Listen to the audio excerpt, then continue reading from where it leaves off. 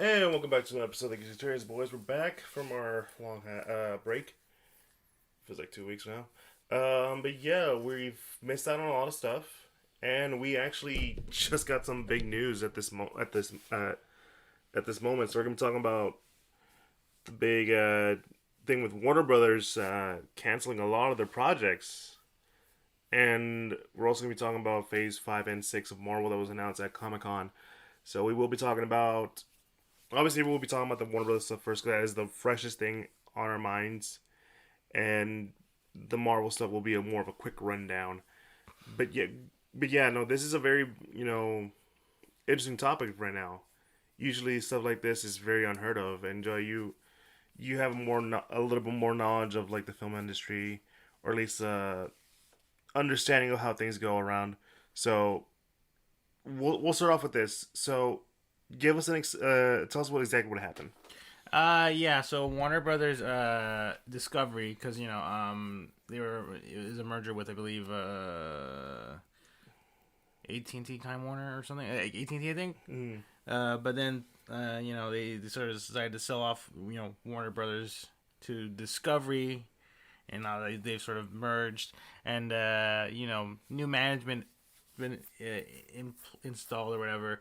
And yeah, it's a very interesting situation because yesterday, at least at the time of this recording, uh, just there was a lot of like news dropping of various projects that were being done at Warner Brothers that were just canceled. I think the biggest of all of them is the Batgirl movie, which was gonna have Michael Keaton come back as Batman, sort of mentoring a new, the Batgirl. Mm.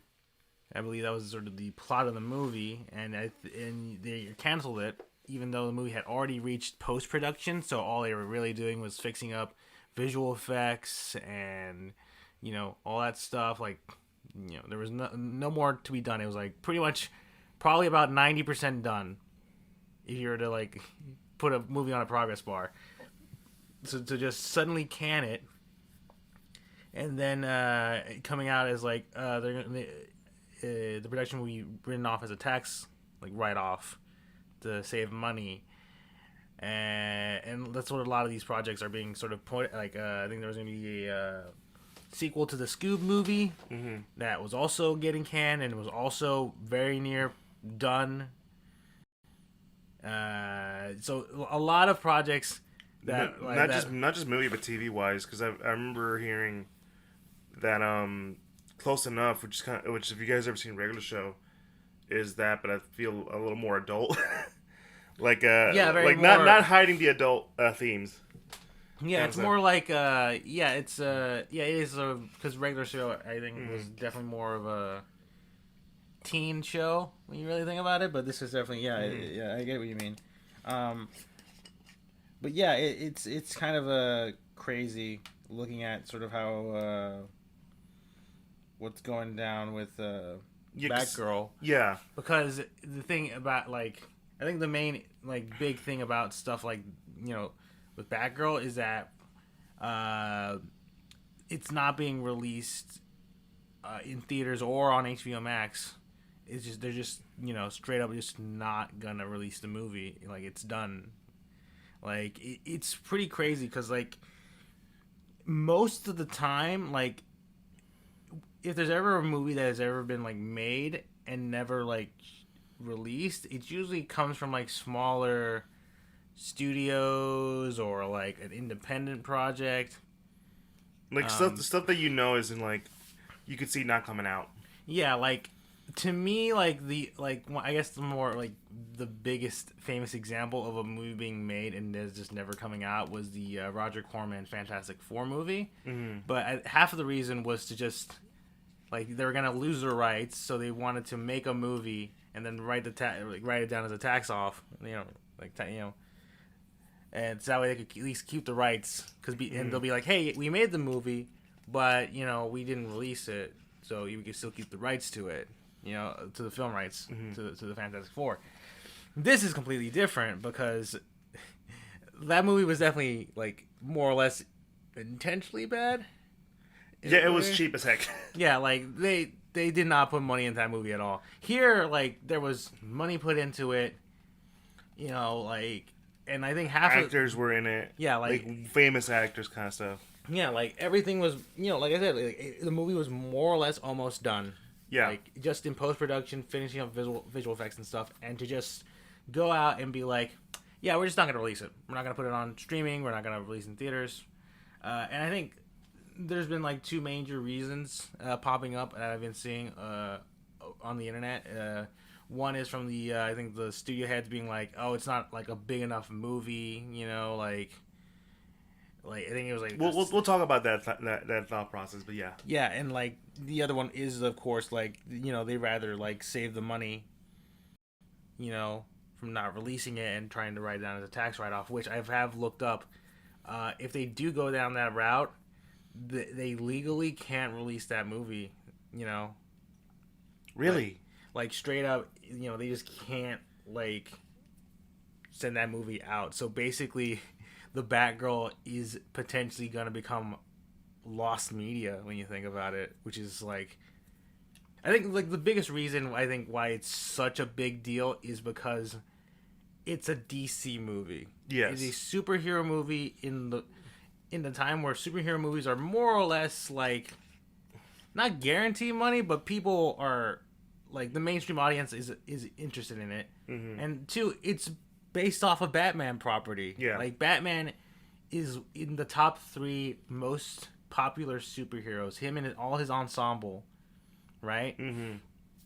So it is beyond like strange that Warner Brothers Discovery decides like that they don't see it as making enough money to just be like, all right, let's just not release it then. Which is so weird because like earlier, when you're talking about like the fact that they see it as like not a movie that is gonna like that would do well in either form. I call bullshit on that, dude.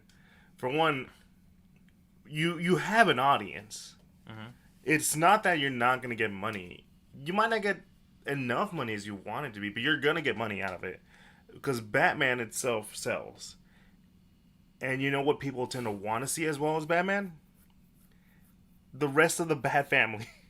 Yeah, like I feel like, I mean, granted, I feel like people don't talk about it as much, but yeah, I feel like people want to see more of the Bat family. They want to see, say, Nightwing. They want Red Hood. You know, Robin. Obviously, let's try another live action Robin. Mm-hmm. You know, yeah, the last time they did it was a little weird, but I mean, you know, times have changed. Go on, let's add like a live action Robin. Mm-hmm. You know, let's start building up the Bat family because. And I don't know if it's because the studio heads, because like we all know like the people in charge aren't really the biggest comic fans, or like or have an understanding of like why people like these characters. Is that, you know, it takes away from like a lot of like mainstream audience's perception of Batman, like, oh, he's like the cold brooding one, but like, no, he has a support system, he has friends, he has family. That's like, I think probably one of the big things of Batman is that, yeah, in the early days he is sort of, you know, very, you know, dark brooding, but then he finds Robin and he essentially gains he has Alfred. He has Alfred, he gets Robin, like he, you know, the Bat family builds a, you know, he gets a support system where he's like finally realizing like, hey, you know, maybe this whole dark vengeance thing isn't like good for me. Which is why I really hope that in the Pattinson Batman they introduce Robin. Just please. Yeah, because it definitely seems in that movie, it seems like that's sort of the main message at the end, Mm-hmm. where he's like, yeah, I can't be all dark and vengeance. I gotta inspire hope in the people of Gotham, Mm-hmm. and maybe that's how I'll make change. Not as like, you know, this brooding vigilante beating people up in the middle of the night, but like giving hope and stuff. So I mean, yeah, but yeah, it's super interesting, like just when you think about it, because I know there's been arguments online of like some people, like, I guess, saying, oh, the movie was gonna be bad, you know, like, and that's why they didn't release it. And it's like, yeah, you can't know that for sure, dude. First, yeah, like, you can't know that for sure, and second, like, we have seen film studios release bad movies. Dude, the one that people keep talking about or comparing this to is like the Morbius. Yeah. Because Morbius, like you and I have not seen Morbius. We both refuse to watch that movie. No, I mean, to be fair, most people did not watch Morbius. That movie definitely is not good. I mean, people who have seen it, it's not good. Mm-hmm. And I They think tried to release it twice. yeah, because of all the memes of people being like, it's Morbin time. Like, does he actually say Morbin time? I don't know. I didn't see the movie. And like all the memes generated, making Sony think, hey, maybe people will actually like the movie. Let's release it again, and then they barely make any money from the second release. Like, I think it made less money. yeah, I think it made less money. So, I mean, I don't know. Like, granted, Sony is very desperate for like their own superhero stuff, especially when they have to share it with Marvel, right? Yeah. They share Spider-Man with Marvel, so they try their best to make various other properties on their own, and it's various levels of success. Morbius not being the best, but yeah, like it's very odd in terms of the big budget movie industry. Like mainstream movies, big blockbuster movies, to just be like, no, we're not going to release it because it's like, like it is very sort of like most movies are investments. Like you get like, yeah, the top executives and like you get people who invest in the movies to try to make profit off of a movie. But just go ahead and be like, nah, we're just not going to do it. That like people lose money. Yes. And that's not what you want. Like if you release the movie, at least you're going to try to like make some money back. Mm-hmm. Which is always a gamble. Just we all know that. Yeah, like that's always a thing. Like that's sort of the thing about movies, that like, yeah, oftentimes you hope that it's good and you get a good response, and people come and watch it, but sometimes it's not gonna happen.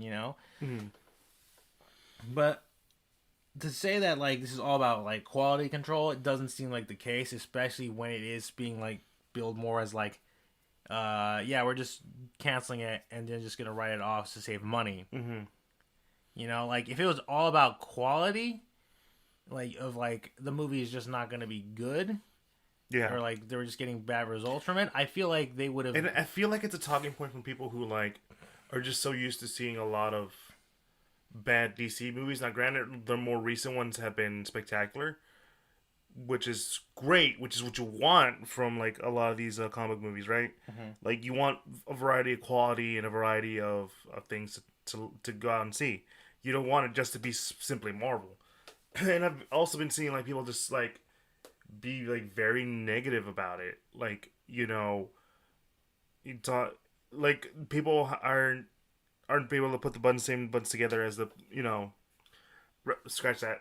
By that I mean people who are like it's like the Zack Snyder stuff, right? The Zack Snyder cut, the Snyder cut. Like it's that exact thing that people kind of are gonna end up wanting, because people are gonna want to see this movie.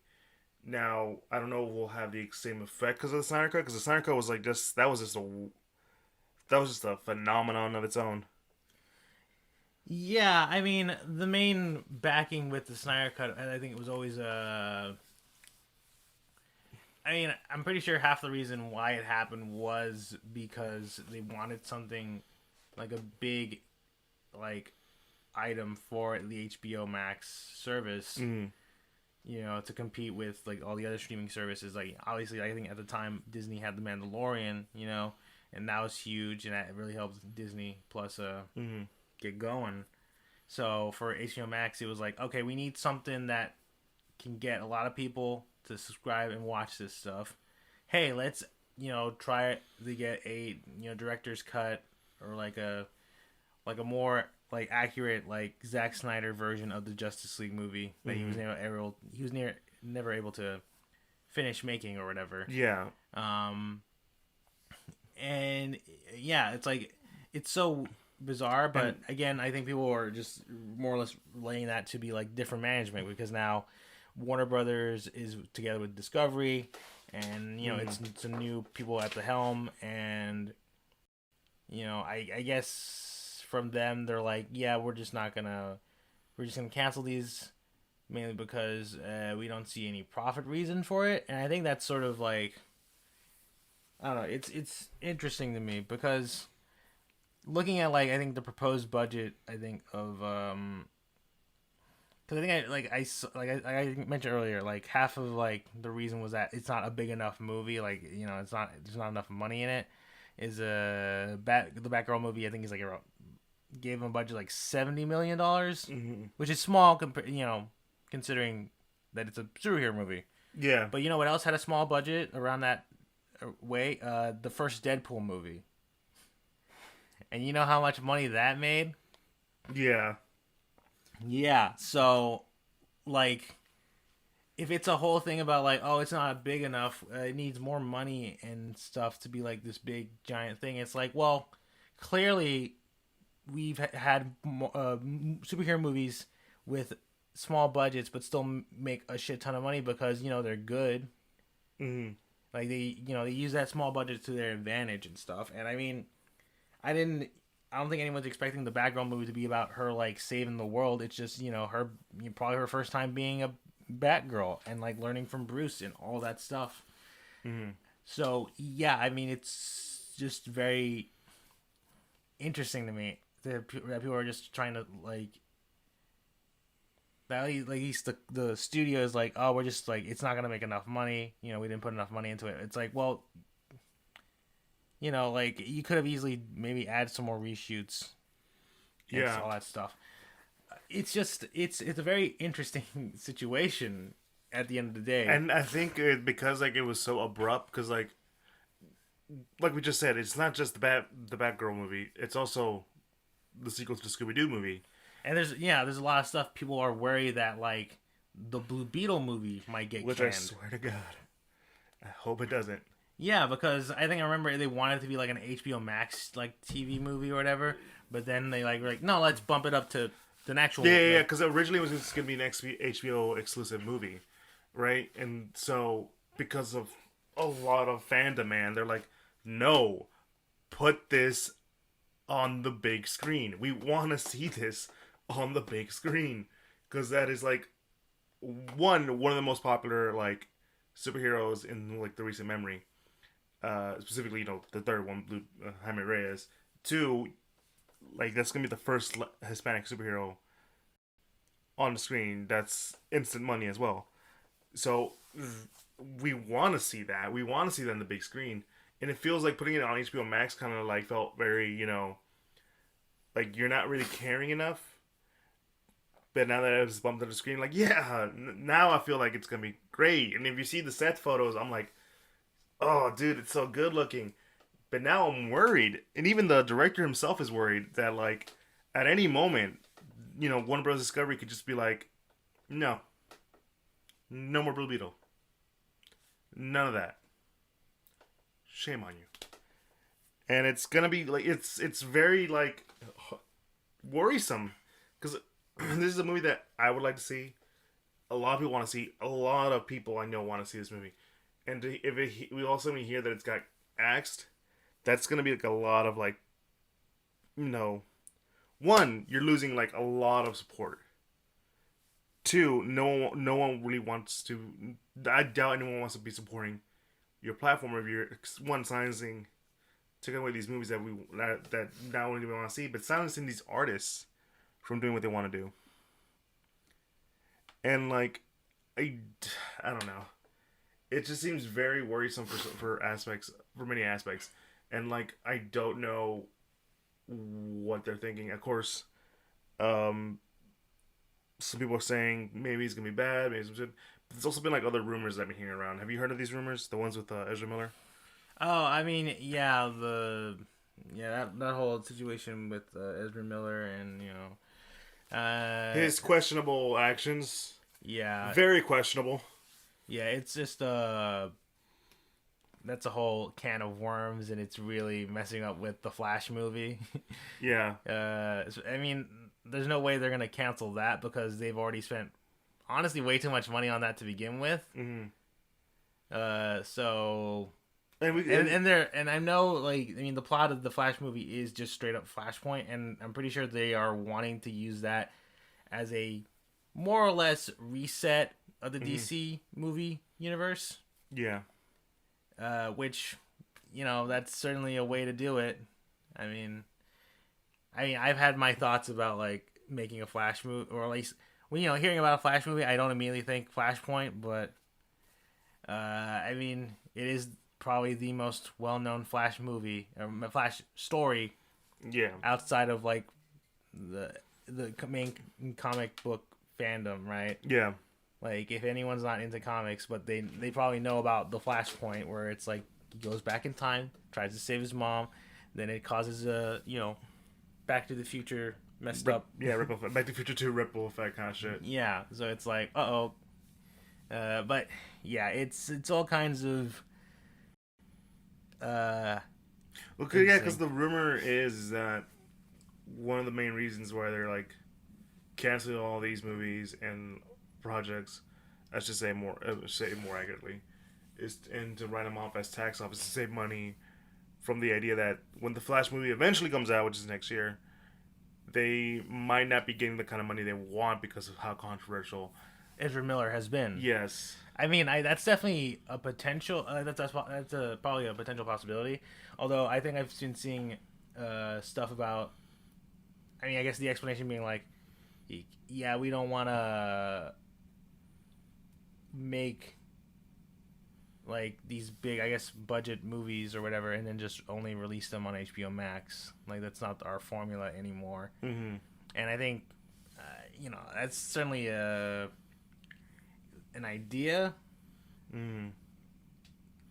Like, well, that also brings into question how well has HBO Max been doing? Yeah, because I think that more or less might be maybe a key reason. Like maybe HBO Max hasn't been doing it as well as Warner Brothers or the people who own it have wanted it to. I mean, again, like half the reason why the Zack Snyder's Justice League came out, why they did that stuff was because they wanted something for HBO Max to get people in. Yeah, because remember there was a whole year where they were just doing like same day releases, and for a reason I thought that hey maybe that was a good idea. A lot of people, especially at the time, were a little too hesitant to go out into the theaters, so making it like a same day release on HBO Max same as it says in theaters made sense. That's how we saw Dune because we didn't have time to go see it in a theater, but when we went to go see it, it was like, oh wow, that was like a really great movie. Yeah, I mean that's been an incentive. Obviously, different streaming services have been doing that differently. Like Disney will, I mean, at the beginning of like 20, well, when all that stuff when 2020 was happening for Black Widow, it was like pay an extra $30 to watch this movie. And no one liked that. I mean, yeah, it's a system that I think everybody really hates because I don't think they've done it anymore now that like things have calmed down. They just wait like a couple of months like for it to be done in theaters and then put it on Disney Plus, which is nice. But yeah, it's at least what I'm looking at the moment is that like it seems like a big decision about Batgirl being canceled at least is that like they want DC movies to be big blockbuster movies with the appropriate budget. But then when I think about it, it's like, but aren't you guys making a Joker 2? And that movie was, relatively speaking, a small budget movie. Mm-hmm. Like that you released. Yeah, like I don't know. It's clear that like I think probably one of the big reasons why a lot of this is happening is that it's just new management and they kind of don't really know what the hell they're doing. Mm-hmm. Yeah, no, it's clearly because that's what I've been seeing too. That they got new management and a lot of it is very questionable decisions being made. So it's like not that far off to believe that they just don't have any idea. there might be more to it. I'm not sure, but there is. Well, there you go. But like the idea that you are like not you're choosing not to release these movies and finding some like weird BS excuse for it is kind of dumb, really. Because like you can release these movies, they have an audience. You have a Scooby Doo audience. Sometimes there might be guys over 30, but you know. I mean, those movies are kids' movies. They're obviously going to have an audience. So, Yeah. like... but yeah, it's very interesting how, like, a lot of these projects, and, like, the main reason for a lot of it is just, we just want to save money. But it's like, I don't know, like... I know, like, again, I know some people are saying that, like, it's because of quality, you know? It's like, oh, these movies were going to be bad anyway. And it's like... You can't know that without watching it. Yeah, like, you can, like, yeah, there's, like, you know, test audiences that say this and that. But, like, my thing is that, like, most of the time when, like, new, like, management gets into a studio and, like, they have movies that are getting released and they don't really care much about them, you know, they'll do, like, you know, like what happened with New Mutants? Remember that? Yeah. Like, that movie was basically done, but then Fox got bought out by Disney, and that movie was basically just, like, put on the back burner of, like... It was in limbo. Until they finally released it. Did they release it on Disney Plus, or was it on Hulu? I think was it on Disney Plus? I don't know. Half the time I forget that movie exists. That's the crazy thing about it. Like, eventually that movie came out. I think it did come out in theaters. I think. But it was just like a bizarre thing because it had what's her name? Macy Williams. Yeah, Macy Williams and Anna Taylor-Joy. Yeah, like Macy Williams was in that movie, but she had filmed that stuff like a long time ago, basically. Yeah. So it's just like a younger Macy Williams, and then you see her now. It's like you know, when the movie finally came out, it's like, man, it's bizarre. It was during like the last few seasons of Game of Thrones. I remember that. Same thing with Anna Taylor-Joy. She looks very young in there, and it's kind of sad because I think she makes a great magic. She looks the part, and like it's that movie came out, but I don't remember how it came out. But I know it came out. I know it made at least some money. That's sort of the thing. It was like Disney got a movie, like an X-Men movie, that they really didn't care about, and they're just like, I mean, we got to take it out somewhere. We can't just like leave it here.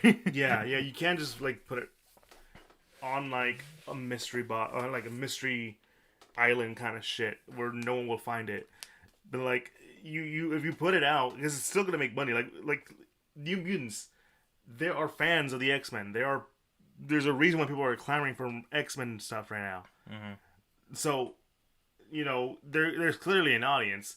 Batgirl has an audience. She is part of the Bat family.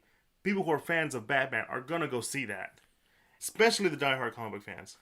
And yeah, like at the end of the day, like I feel like most film studios do not like to admit failure, and you know, the way they admit failure is not releasing a movie, because that means not only was the movie for them, it's like not only are they like, this movie's not gonna make money, it's like, oh, okay, we just didn't get anything done, you know. So like, you know, that's like a big stain on, you know, that studio where it's like, oh, we made a movie, we got all the way through post-production, like this movie is basically ready to go, but we're just like, nah, it's just not gonna work. We're willing to like just take the loss rather than like actually try to see if this movie can be put out. You know, like it's just so interesting. Like I know, like in terms of like some people I think I've seen online are trying to compare this to like how TV shows get a pilot, but then like they get canned if they're not good, right? Like they'll make a pilot, but they won't show it. Like they do like a test pilot for like the studio or like the TV station, and if it's well, then they show it, and if not, they just pull the plug on it. And it's like, why is that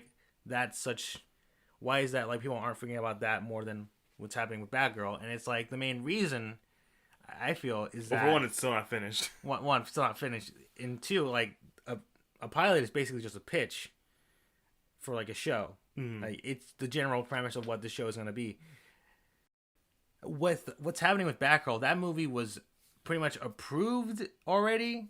They had gone through all the stuff. They filmed everything. It was in post production. Yeah, you don't just show a movie to group to like your the heads or test audiences and not release that movie. If there's a problem with the movie, they will go back and redo it. Yeah, like that's what reshoots are for, Mm-hmm. and to add extra things to make it better. I mean, that's what happened with the Fantastic Four movie by Josh Trank, Fan Four Stick. Mm-hmm. Like they went back and did reshoots when they felt like, okay, this is turning out bad. Maybe we can fix it, and then obviously it didn't work that well. Mm-hmm. But at the end of the day, there's like various like reasons for why like some of these movies, they're released, and this is just like probably the most corporate reason of not releasing a movie, because it's very clear that like it doesn't, like that's the reason. It's just based on money. Like again, people are trying to make it as like, oh, it's like the real reason is because it was gonna be bad, and it's like, no, like it's at the end of the day, like it's very clear that it's all about the money Mm-hmm. with the new management at this point, and they're just like, it doesn't look like it's gonna make enough money for us. Let's just scrap it. But again, it's just very much like it's very unprecedented. It's especially like, and a lot of people tend not to know this when it comes to like a lot of Hollywood films. They are a gamble. When you make a movie and you have an intention to release it to a mass audience, it is a gamble. Like there is a chance that it is going to be seen or not seen. It's going to be liked or not liked. It is an entire gamble on whether or not that movie is going to succeed. You can't just immediately assume that the quality is going to be bad. That's why they cut it before it's actually even finished, right? Like it has to be finished first for you to give it an idea. And if you watched it, and if you're someone who's like says, "Oh, the test screeners didn't like it, that's why they cut it," no, they have to do changes because they put so much money into this. They have to find a way to make sure they recuperate that money back. That is the whole point. Now, what sucks is that these films aren't going to get released. And some people's like, oh, but they'll, I mean, whatever kind of stuff. But like, no, it sucks because, like, one, there's a fan base that really wants this. Two, like, you had an opportunity to make something interesting and good. But we're never going to see that now. And I don't know where else to go with this because, like, without me just looping back to what I'm usually saying right now, but because it sucks. It really does suck. Like, these are people who's put a lot of time and effort, and no one's gonna be able to see it. No one's gonna know the quality of this work anymore.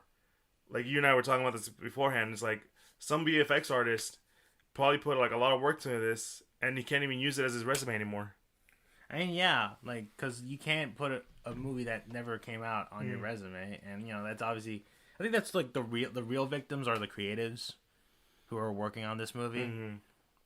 Like all of them, Because like, they didn't know. yeah, they didn't know, and all their hard work is now basically gone down the toilet. Yeah, because like going back to the Roger Corman Fantastic Four movie, that was never intended to come out. That was the plan. Everyone knew going in. Everyone knew when they were making it. This is never gonna, it was never gonna come out. But thanks to like a lot of people who like behind the scenes, kind of like sneaked it around and pass it around kind of stuff, people were able to watch it. And maybe that'll happen here. I'm not sure, but like again, like the creators who worked on this, the VFX artists, the costume designers, all these people that the cinematographers, the director, they didn't know. They got screwed over. And that's and if you're trying to find like a reason to be upset about it, that's the reason to be upset about it. Cuz like that sucks. People worked hard for this, wanting to make a good product, and they'll never be seen in the light day. And yeah, I think that's a good point to end that on, because it sucks really. Yeah, I know, but hopefully I'm not saying you shouldn't still release the movie under like some like cool torrent website for people to watch, and then we can just like share it among us. I'm not saying any of that. I'm not saying any of that. If you want to, go for it. I don't care. But let's go to something a little more on the other side of the comic book world. Marvel has just announced their Phase 5 and 6 at San Diego Comic Con, and we're going to be talking about those right now because there's a lot of things to talk about. And it does feel a little weird to make a little switch transition like that, but I mean, yeah. To be fair, like it's big news, obviously. it's still big news, yes. Yeah, like the next, couple of phases. I mean, We're calling this the Multiverse Saga now. is that the official term? Yes. Okay. We just finished Phase 4 and we're heading into Phase 5. Well, I mean, Phase 4 ends with Black Panther later this year. Yeah. But yeah, That one looks good. yeah, it's gonna be interesting because I don't know. For me, I know like there's people have differing opinions of how Phase 4 has been so far. But I honestly find it super weird that we're ending a phase of Marvel of the MCU without like a big like get together event or like some big game changing event, because that's how it feels with a lot of the phases that they do sort of. Well, I guess with the exception of Phase 3, because technically the last movie in Phase 3 was Far From Home. Well, also forgetting Ant-Man. And yeah, Ant-Man was the end of Phase 2. But generally, the phases of Marvel movies have one big movie that like, that basically like changes the status quo. Obviously, Phase 1 ends with the Avengers. Phase 2 you have Avengers 2. There's a lot of like big changing moments there. Phase 3, I mean, Civil War, the Infinity War, Endgame. Just a lot of big stuff going around. So, well, I feel like it's also just like their goodbye to Chadwick Boseman. Yeah, I won't lie. That's probably how this movie is definitely going to be sort of framed as, considering Chadwick Boseman died of cancer a couple years ago, and they were very adamant of like, we're not going to replace him, like, so for all intents and purposes, we aren't seeing him as the Black Panther ever again, or any actor as like that version of T'Challa, because one thing you can't take away from that, he took that role and made it something. Like, he was a standout, and it's kind of hard not to like a lot of people want to replace him. I totally understand, but I also totally understand the idea that it's kind of hard to replace him because how much like effect of how much weight he took onto that role, and like sort of like how much it's kind of like, I would say that it's kind of like the Christopher Reeve thing, where like he took that and made it his own. Like, we're just kind of like hard. We're like, a lot of people would say Christopher Reeve is the best Superman kind of stuff. So it's kind of like that. But yeah, I'm very hopeful for that movie. At first I was kind of iffy on the idea of an Aztec Namor, but god damn it, the imagery looks so good, it's taking me back. Yeah, I mean, it's I just need to see it execution wise in terms of the story. But, but yeah, let's get into Phase 5. Yeah, so we're just gonna do a quick rundown. We're not gonna like talk about our thoughts on them. It's more like, but there's one that's gonna give us our thoughts. We're gonna talk about it. Quantumania, which is essentially the start of the Kang stuff, that was brought in the Loki thing, but this is gonna be Kang himself. Because do I have to explain Kang, Joey? Joe, do I have to explain him? I mean, he's basically gonna be the next big Marvel villain, a la Thanos. Like, he is basically. Which makes sense because when you introduce time travel, you're gonna introduce Kang. Yeah, because his whole gimmick is time travel, going different versions of himself. Yeah, because the guy at the end of Loki was a different version of Kang. Yeah, and we're basically at least when it comes to some of the stuff we're learning about Phase 6, definitely makes sense. Yeah, then we got Secret Invasion, which is the big culmination of, I think, the TV arm. Yeah, like that's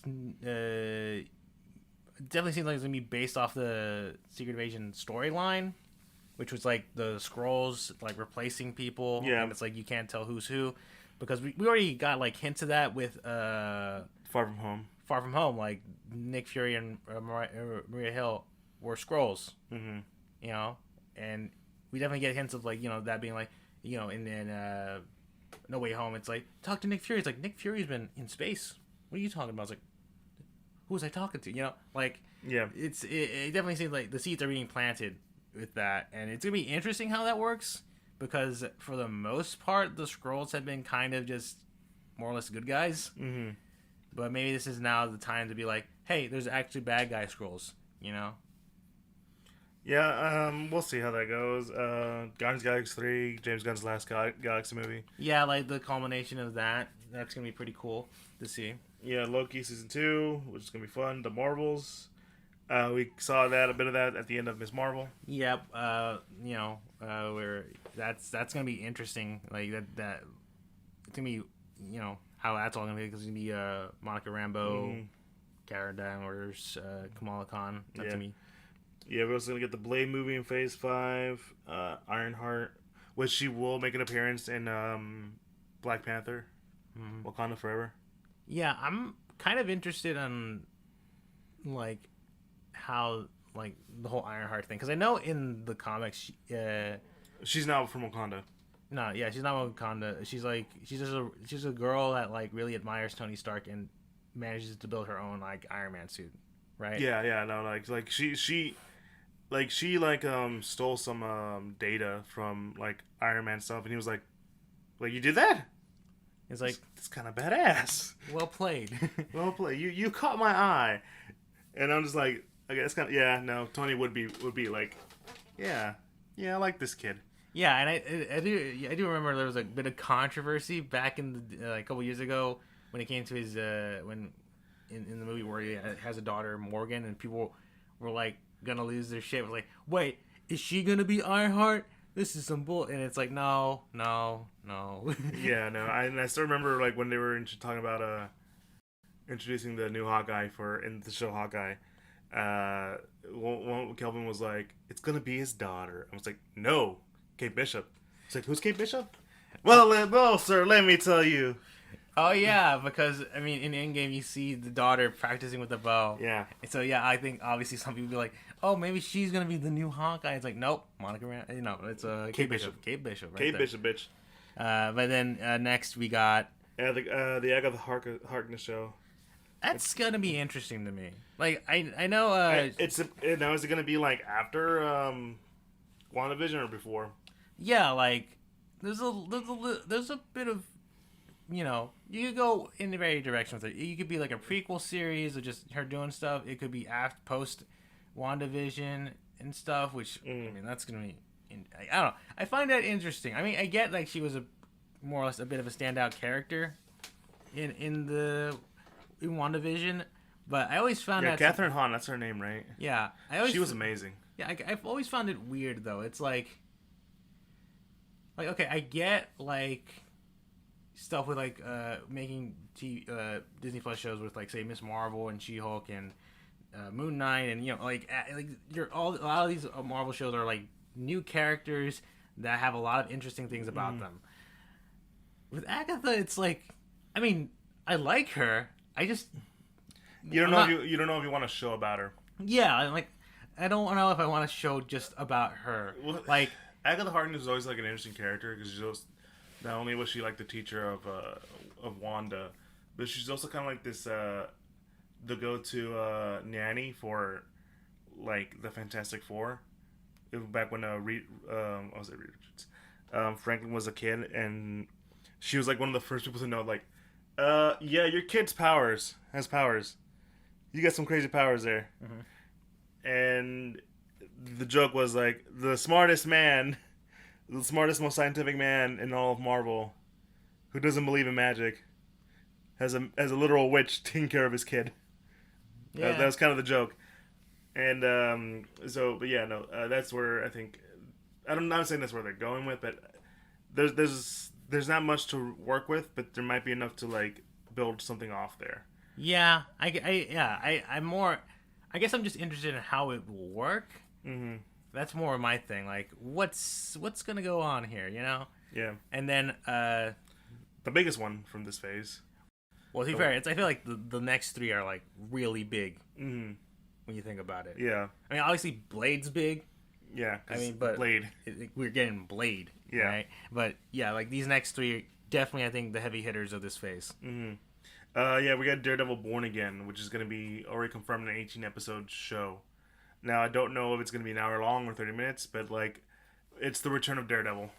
Yeah, and to be fair, the latest trailer for She-Hulk, we already get a tease Of Daredevil, yes. of Daredevil. And it looks like he has the, like the suit he has on in the Netflix show, the red one. Mm-hmm. But instead of being red, it's the old school yellow and red. That's interesting. I know. I was like, oh. Like, I kinda because like that. here's the thing. Like, Yeah. obviously, like, Daredevil is in the MCU, like, more or less officially at this point. Yeah. He shows up, Matt Murdock shows up in for No Way Home. We know that Kingpin plays a prominent role in the Hawkeye show. Did I mention Echo? Oh my god, we forgot about Echo. Yeah. Yeah, it's just hiding down there. Yeah. Yeah. Who's like a character that was in a Hawkeye, and then like it has a relation to Kingpin, which means and from my understanding, Daredevil will show up in Echo, or may show up in Echo. Mm-hmm. But yeah, no, it's pretty cool that we are getting basically The return. of Daredevil, and like, The question is the quality, though. yeah, it is quality. Are we gonna get the same people who worked on the Daredevil show from Netflix on this show? Is it gonna be a new team? And it's like, because the Daredevil Netflix show is, I think, the gold standard of Marvel TV. Honestly, Yes, for a lot of people, like it's like one of the big like shows that are based off of comic book stuff. Like right now, I think it's The Boys, but for me, like something about the Daredevil TV show, just like that just hits a different level, man. For me, to be fair, I think half of like the reason why The Boys, I think people like it, is that I've heard that it's actually better than the comics. dude, the comics suck. I tried reading it a while back. I was like, oh god, this is just like I remember someone like in the comic YouTube stuff that I tend to watch kind of said this about the writer. Like he's like the writer's a guy who just hates superhero comics.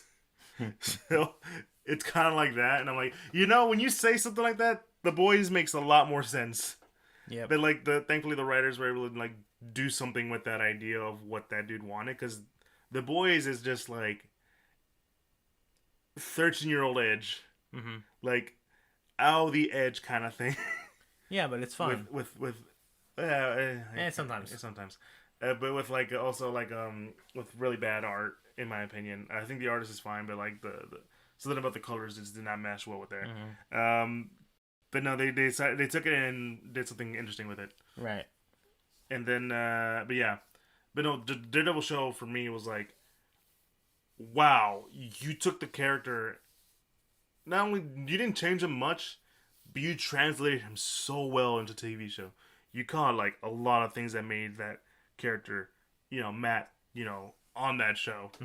The guilt, the fact that he is a man of God, and like just the sheer beatdown he gets into himself. Like he is just a normal man. Like I'm thinking of like the season 3 fight with Kingpin. That was just like beautiful. But yeah, I do say it is kind of weird they're calling it Born Again, which I think is just a little like nod, like, oh, we're bringing him back. Yeah, I think it's definitely like a meta thing, like with Spider-Man Homecoming. Like, Yeah. One, yeah, it's like, during the homecoming dance, but also he's finally home. Yeah. He's finally in the Marvel universe. With everyone else. Everyone else. Within the Marvel time. Yeah, so like it's like, I think Marvel, like Kevin Feige likes to do like those weird meta things sometimes. Yeah, but it's also kind of weird because season 3 was Born Again. The storyline. Yeah, that was the storyline. And again, I feel like Marvel also just likes to take titles of storylines from comics and just use them instead of like actually making them about it. Big example, Age of Ultron is not the Age of Ultron comic book storyline because Yeah. that has time travel and Wolverine and A lot of other stuff. and obviously Civil War is like different from the comic Civil War in a like lot of ways. In a lot of ways, I kind of like it better. I mean, yeah, it definitely works in the realm of the MCU, but I think I remember people being kind of upset. It's like, how can you have a Civil War movie when you only have like 15 superheroes? This isn't Civil War. It's more like a civil disagreement. I remember that. It's so stupid. Yeah, but it's still a fucking good movie though. Yeah, because one, it makes sense for them to argue, and no one is like just complete asshole and unlikable like they are in the comic. Everyone has like good points, unlike in the comic book. Yeah, no, like, wow, Cap, I get what you're saying, but like, you are being very unsympathetic right now, and you're being an asshole to a lot of these young Avengers. You're being kind of a dick, Cap. Yeah. But yeah, speaking of Captain America. Yeah, Captain America New World Order is the first movie with Sam as Cap. Yeah. And I'm very interested to see how this works because, like, I feel like the Falcon and Winter Soldier is one of the more divisive shows. Mm-hmm. I feel like it does have, like, an interesting thing going on with the idea of, Passing the mantle. And, like, having... especially bringing up the factor of Isaiah Bradley, who is like a character that a lot of people tend not to know about, and funny enough, like a lot of people are having kind of an issue with Sam as Cap, and I'm like, wow, you just proved the point of the show then. I mean that, and that's always been, I think, a bit of a topic even in the comics as well, like for comic book readers, Yeah. Like. It just, there was a moment in the comics, I remember this very well, is just that, there was a moment where Steve was able to get, Sam out of jail because he vouched for him, and when Sam tried to do the same thing to another well-known black superhero, they didn't listen to him, and rather they kind of like, it kind of like showed its ugly face, Mm-hmm. like, oh yeah, sure, Cap, kind of stuff. Like, you're just one step away from saying something worse.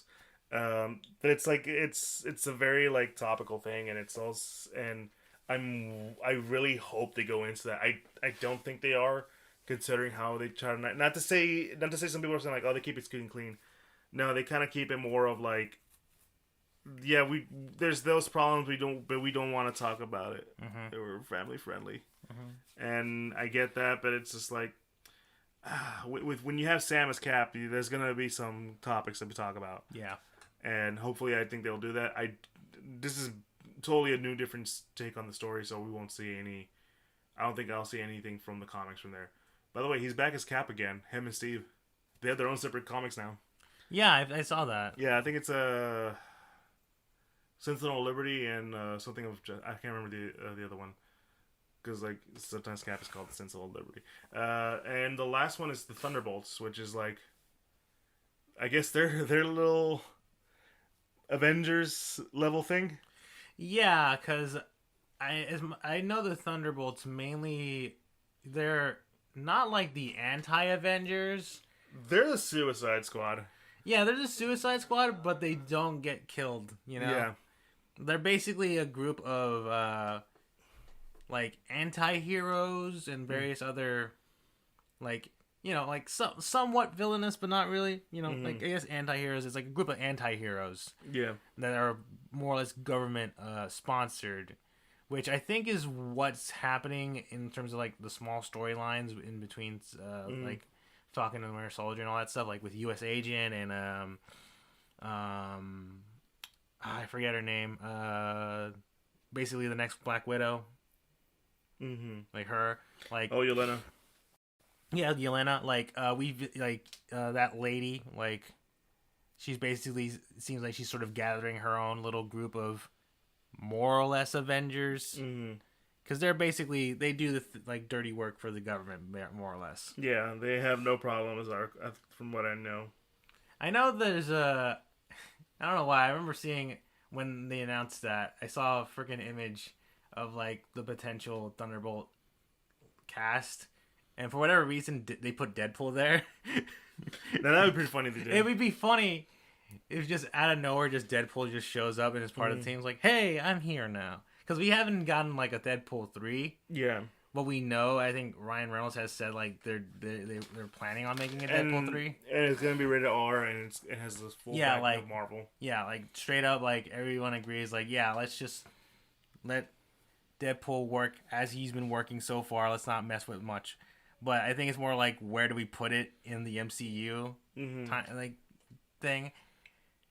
But yeah, I guess that is probably going to be like one of the big status quo changes of like, yeah, the Avengers haven't been really around much, so maybe in that sort of vacuum of not a lot of big superhero teams, like the government decides, screw it, let's just make our own superhero team, Thunderbolts, let's go. Yeah, we'll see how that turns out. Really, it's gonna be weird because the actor who played Thunderbolt Ross passed away. Yeah, which is like half of the reason why they're called the Thunderbolts. Because he's the one in charge of them. He's the Amanda Waller of the Thunderbolts. Yeah, so honestly, I think one of the more interesting things out the top of my head is that like, because I know in like the comics, like eventually Norman Osborn takes control of the Thunderbolts. Yeah. So I'm not saying that maybe the MCU version of Norman Osborn shows up here, but it'd be kind of interesting. You know what I mean? They have teased in freshman year, which is going to be it's slightly inspired or somewhere in the canon of the MCU, where they're instead of Tony Stark, it's Norman Osborn. And I'll just say this: God damn, does that show catch my interest? Yeah, definitely. Yeah, who knows? They might bring him that way. Yeah. Now, the next phase is the one I'm probably gonna have problems with, and that is Phase 6, which you only have 3 confirmed films. The rest are unconfirmed shows / films. But we have Fantastic Four, Avenger, which we don't know much about Fantastic Four. They're still looking for a director because John Watts did help out. Don't know if John Krasinski's attached. I think that was more done for the shits and giggles. Avengers, Kang's Dynasty, which of course, because if you're doing Kang, that's gonna be the big guy, right? And then there's Secret Wars. I'll let you take over for a minute. I mean, yeah, it's interesting. I mean, because they pushed back Fantastic Four, so now it's gonna be part of Phase 6, which is interesting. And to be fair, Kang is, I think, tied to the Fantastic Four in interesting ways. But yeah, the fact that I think the crazier thing about the Avengers movies that have been announced is that apparently they're gonna be in the same year. Yes. Like, you get Kang Dynasty and then Secret Wars in the same year, which, I mean, first of all, the Kang Dynasty thing, I mean, I'm pretty sure it's because it's gonna be straight up probably just them trying to like fight different Kangs, because I know that is a thing, that like Kang basically has different versions of himself, and that he sometimes joins forces with his different versions. So yeah, that's gonna be an interesting. And the Secret Wars thing, it's gonna be I mean, like, I think I understand that that's sort of the big thing for you, because Secret Wars, being the net is sort of like the essential Endgame style, I guess, event. Yeah. Simply because it seems like this is maybe taking inspiration from the Secret Wars story that came out a couple years ago. Yeah, the John Hibbert one that came out around 2014, 15. That one, essentially with Multiverse of Madness and talking about incursions and different multiverses and stuff. And the name Multiverse of Madness kind of stuff. That's what they're essentially going with. Now, my big issue with this is that, and it's kind of like the thing I've been talking about for these past few phases of Marvel, is that they're really, really like putting you through the gauntlet. of stuff because it's the both of these movies come out 3 years from now, and I feel like that's too much. That's too soon. For me, I feel like the phases work better when they're spread out, giving them enough time and ensuring them the quality of the writing. Um, I don't like how fast they're pulling this off. Granted, I don't know. Maybe they can pull it off, and they're just using the title. There's also another book between like Secret War 2, and the one John Hickman called Secret War, where that one was like, oh yeah, no, we sent some superheroes to Latveria, and none of them remember. Hence the Secret War. Yeah. Yeah, I think if they go with something like that, I think it makes more sense for me. But considering it's called Multiverse Saga, clearly they're going with the Jonathan Hickman storyline. And for that one, that was more of like a Doom and a Reed kind of thing. So I don't know what's going on here. For me, I think it's still too soon for any of that. I feel like spacing it out and maybe giving it a different name kind of thing will be better. Not sure really. It's I'm not saying I don't have a lot of confidence, but I'm saying like, man, I don't know how this is gonna work with a lot of audiences. I mean, I get what you mean, but at the same time, when I think about how long each phase of Marvel has been, like, phase 1 was 4 years. Yeah. When you think about it, because it was Iron Man in 2008, and it ends with Avengers in 2012, and then Iron Man 3 in 2013 till. No, actually, not now that I think about it, because Iron Man came out. Iron Man 3 was the start of Phase 2, and that was in 2013. And then, basically, Ant-Man ends Phase 2 in 2015. Yeah. So, I mean, not to say... I think what it is more sort of...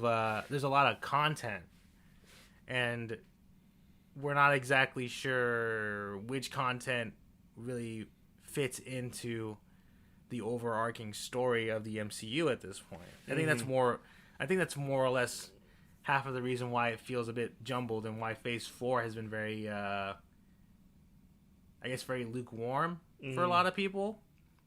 Because it's like, okay, but where are we going? I mean, yeah, we got multiverse stuff happening, but it's like, it doesn't feel like that significant, I guess. Like, yeah. I mean, Spider-Man No Way Home definitely feels, I think, the most significant when it comes to using, like, the multiverse kind of stuff. But yeah, it's interesting. I mean, I kind of thought that maybe it's more of a. I mean, I think I agree that like it's gonna be very interesting how they pull off maybe this whole Secret War story, because it is like, from what I gather from that storyline, it like Doom basically gets like super powerful cosmic powers. He becomes God Emperor of the. So essentially, what happens is the Incursions, an alien race called the Beyonders, which retcon, but sure, who cares? It works with the story. He essentially, all the planets are just being destroyed, colliding with each other, and which eventually leads to the collision between the 1610 universe, Ultimate Universe, and the 616 universe, and it also includes the mutants with like Molecule Man, but essentially, through Molecule Man, Doctor Doom, with the help of Strange, is able to get like God powers, and essentially makes his own world called Battle World, where you would find like different like sections of worlds that are kind of their own little thing. It was a great excuse to do like not spin-offs, what do you call them? Crossovers? Not crossovers, but like tie-in comics. So like, oh, you want to know what happens in that little chunk of the world? Go read that comic where it's like, what if, not what if, but like, hey, Mary Jane and Peter are still together and have a daughter called Annie. Hey, you want to see like Captain America go through the Savage Lands in his cool gladiator like armor, riding a freaking T-Rex to fight a bunch of Hulks? That sounds badass, doesn't it? It was pretty badass. I really enjoyed that one. Honestly, when I think about it, if they want to do something like that, that storyline of Secret Wars, Mm-hmm. or at least adapt something like that. Yeah. Part of me feels like maybe like the big brain moment is that the next phase is literally just movies about like that. You know what I mean? That's what I would love, dude. That would be nuts. Because I would, you know what I would love to see? Because one of my favorite tie-ins was Ghost Racers. It's like, hey, let's take Death Race, but make it with Ghost Riders. Yeah, because like I mean that seemed like that was like I think the interesting thing about the Secret Wars is that it does turn into like just it's all the universes colliding, and then you know at the end of the day it basically is used as like an excuse to basically reset the Marvel universe in a way, Yeah. to have stuff like have Miles Morales from the Ultimate Universe actually be part of the regular Marvel universe, that sort of thing. But yeah, I think it's gonna be interesting seeing how all that goes down. Yeah. But there's a lot of reasons to be looking to be interested in, excited maybe, in the coming phases. But like I said, it's a wait and see. It's a big wait and see. Anyways, that's the end of the episode. Thank you guys for checking us out. Be sure to follow us on all social medias, Instagram, Facebook, and Twitter. We are most active on Instagram at the Geek Centurions. And if you're on Instagram, you'll find a link to all the podcasts that we're officially part of, like Apple Podcasts, Google Podcasts, Spotify, Pandora, all that good stuff. You also find a link to the YouTubes where you can like, comment, subscribe for all you audio listeners out there who want to put a face to the voice. There you go. You also have a link to a Patreon where you can support us in any form of way. Anyway, guys, it's been me, your boy Eli. Me, Joe. Good to be back and good to have this conversation. We'll be talking about more stuff later as the coming weeks. And yeah. Anyways, guys, you have a good one. Peace.